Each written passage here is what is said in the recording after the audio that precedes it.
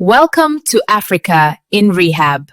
This is Bridging the Gap, where we speak honestly, not emotionally, truthfully, not romantically. We don't sell nostalgia, we don't trade in guilt, and we don't confuse pain with identity. We ask the hard questions between Africa and the diaspora, not to divide us, but to bring us closer together, to finally make sense of who we are and who we've become. This is not comfort. This is clarity.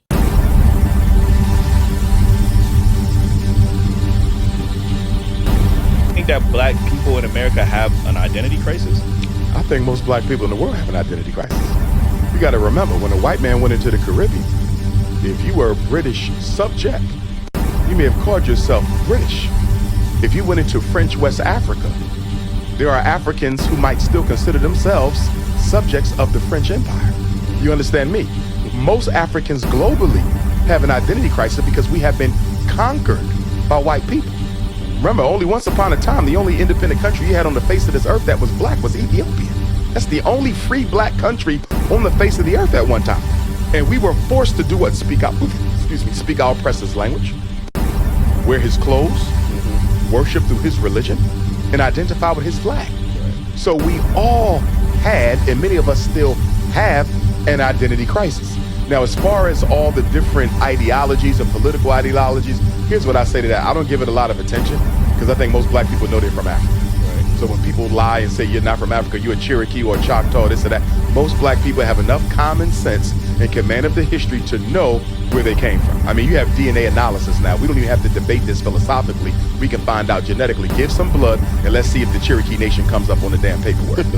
You understand me? It's not going to come up because you're an African. Right. But again, nobody wants to be on a losing team. So look at the contradiction. We'll get mad at a Jamaican African brother or sister who doesn't identify with us. We'll get mad at an immigrant Nigerian African brother or sister who don't want to identify with us. But you got American Africans right here who will tell you they're not African. I'm a Cherokee, I'm a Native American, I'm an alien, I'm a this, I'm a that. And we don't say nothing to them.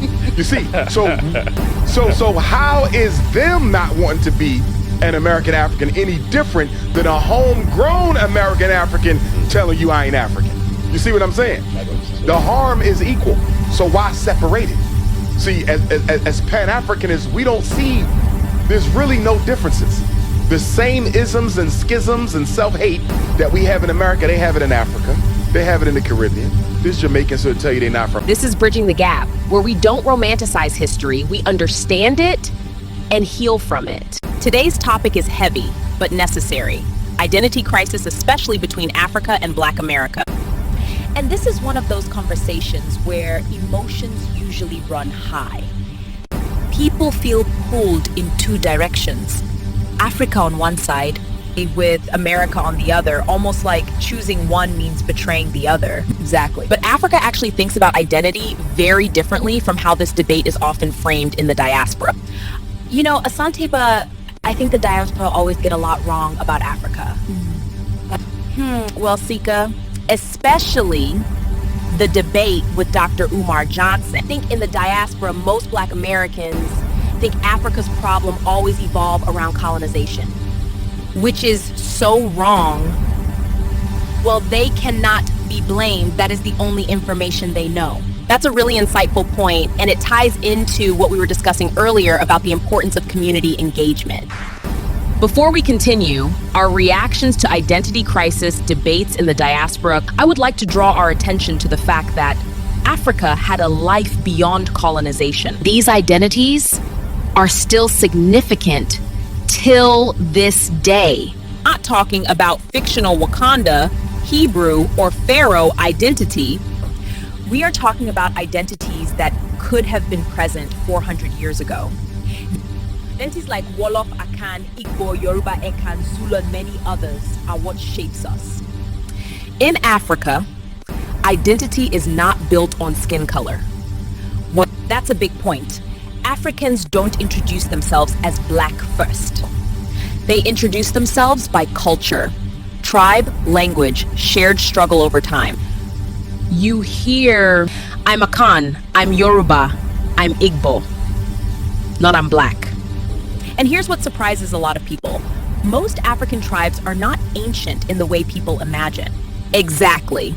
Many African tribes are less than 1,000 years old. They were formed through migration, war, alliances, trade, through lived experience. Identity was built, not inherited. So when we bring this lens to the Black American experience, things start to look very different, and much clearer. Black Americans have existed in the Americas for over 400 years. That's 4 centuries of shared experience. Music, food, spirituality, resistance, survival, that's not confusion. That's a people. You know, Asanteba, this psychological warfare keeps them lost, confused, and betrayed. That is the point from an African's understanding. You are an American or whatever state you call a tribe. But the crisis comes when Black Americans feel pressure to answer a question that Africa itself doesn't even ask. Am I African? Am I African or am I American? And Africa's answer is, that's the wrong question. Africa understands that time plus shared experience creates identity. By that definition, Black Americans are not incomplete Africans. They are a new tribe. Some people hear that and think, but doesn't embracing a Black American identity mean abandoning Africa? No. And this is important. Embracing reality is not betrayal, it's freedom. Africa is not fragile. Africa doesn't need imitation to feel validated. Knowing Africa, respecting Africa, connecting with Africa. That's different from trying to be something history didn't allow you to become. So the solution isn't choosing sides. Note, no. The solution is clarity. Stand fully in who you are, because confusion weakens you, but clarity strengthens you. And when identity is clear, the relationship between Africa and the diaspora becomes healthier. No guilt, no performance, no fantasy, just truth. It's Africa doesn't ask the diaspora to become African. Africa asks the diaspora to become whole. And that wholeness, that's how the gap gets bridged. Confusion keeps us trapped. Clarity sets us free.